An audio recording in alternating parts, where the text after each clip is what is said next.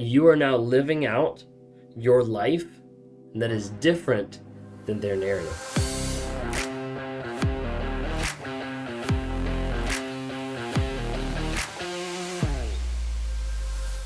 Are you free?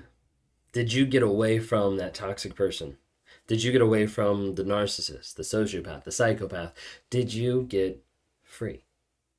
You see, a lot of people are stuck under the thumb, the power, the fist, the control of a narcissist, of someone who has isolated you from countless friends, from family, someone who has kept you at home because they've guilt tripped you into thinking that if you do anything with anyone else, that you're not focused on them. A person that's kept you at bay with finances, telling you that you're the worst person with finances while they're the ones spending all the money and controlling every dime that you get. Narcissists love control. Did you get out of that control? Have you broken free from that control? What happens when the narcissist can't control you anymore? If y'all are new here, my name is Ben Taylor. I'm a self-aware narcissist on this platform to provide awareness, growth, healing, and change. Do that daily by providing free content on multiple platforms. So if you don't follow, give us a follow on TikTok, Instagram, Facebook, YouTube under Raw Motivations. We've got a lot of people there that are working and developing to help you each and every day. Join our support community inside the NARC app. NARC stands for Narcissistic Abuse Recovery Community. You can download on Apple or Google Play. There's over 4,000 people at this time that have actually downloaded it, that are working on getting into a community, ascribing to like helping other people, serving other people by giving advice, by giving support, by learning about narcissism, by tracking their no contact, by recording their truth, by going through steps and things to help them grow. We have secured lives inside there on Monday nights. You can come on screen, you can ask questions, you can interact with other survivors. We've got monthly Zoom calls that are geared towards your growth, your development. A whole lot of different things that we have going on there that we'd love to have you a part of. So please go out and download the NARC app, NARC. Just type in NARC into Apple or Google Play.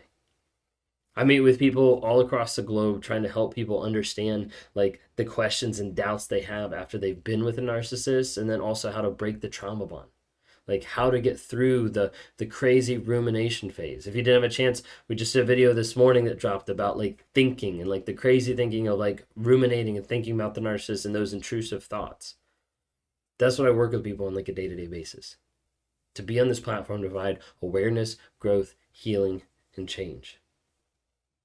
Narcissism, you see a lot with controlling you, with controlling your actions, your thoughts, your words, and a lot of times they do this by putting you in the fog.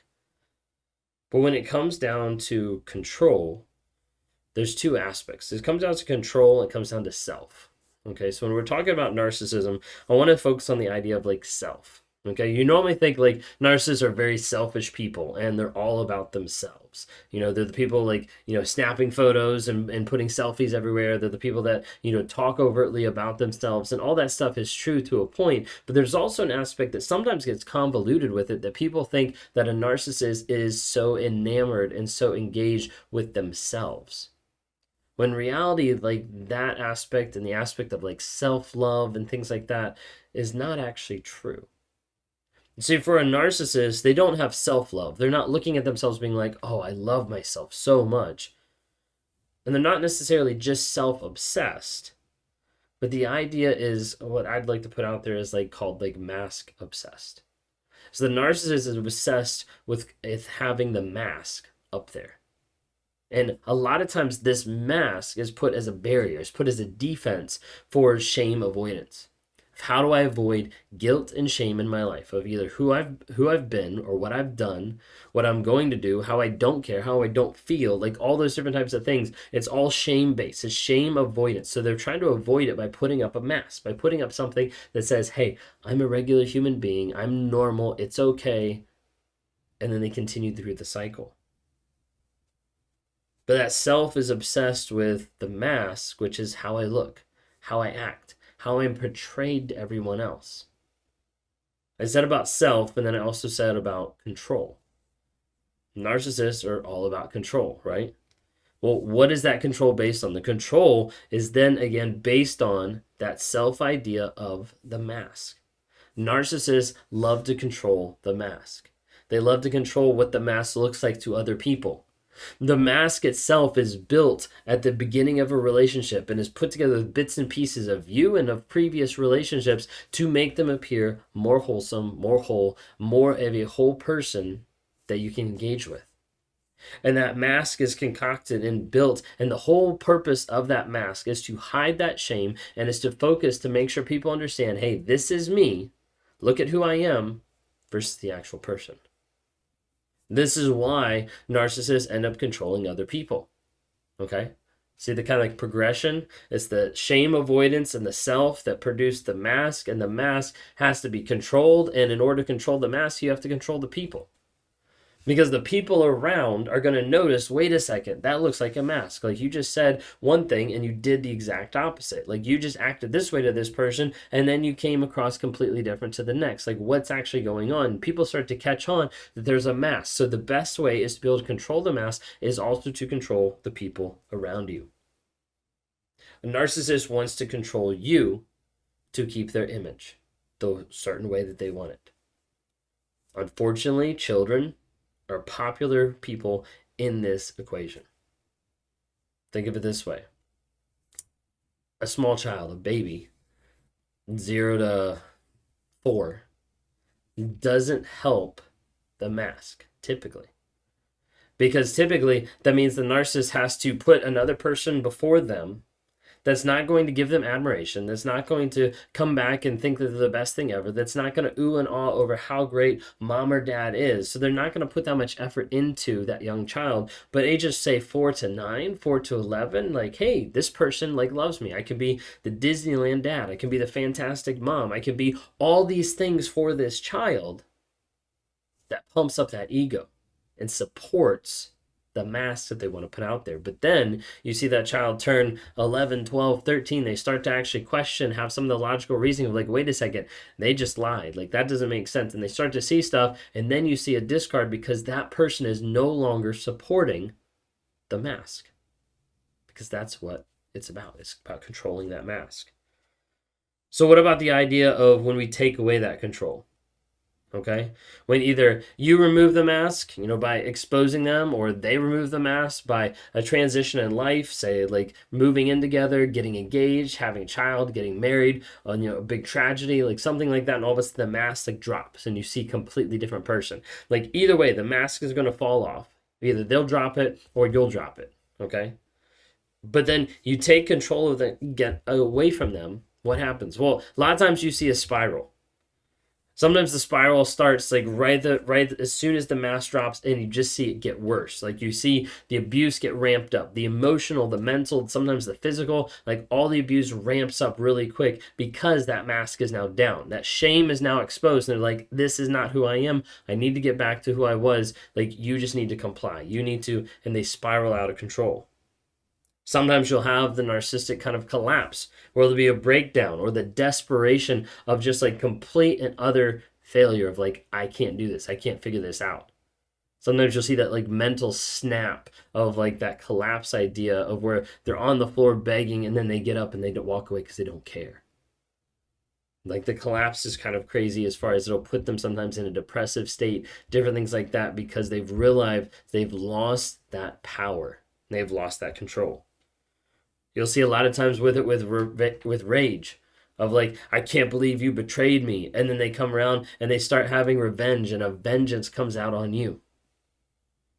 A lot of times they'll have the idea of like a victim, of like they feel abandoned because you rejected them because of all the mean things that they did. And they'll bring all these different things together. And as you take control of your life, and you take away their control over you, a lot of times you see a lot of these attributes that pop up because they're so frustrated and so pissed off that they don't have control.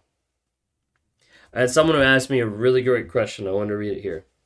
They said, how can moving on make a narcissist feel anything if they never cared at all? Like, why should they be upset? If they never cared about me, why should they be upset if I moved on? And the thing you have to remember and the thing you have to realize that is the first reason why the narcissist is upset, why you moved on, is because of loss of control. Because they lost control over you. They lost control over the mask that said they were a loving husband or a doting wife. Like, they lost what was actually there. They lost being able to manipulate and control another person for the purpose of supply, for the purpose of admiration, for the purpose to build themselves up. They lost that control.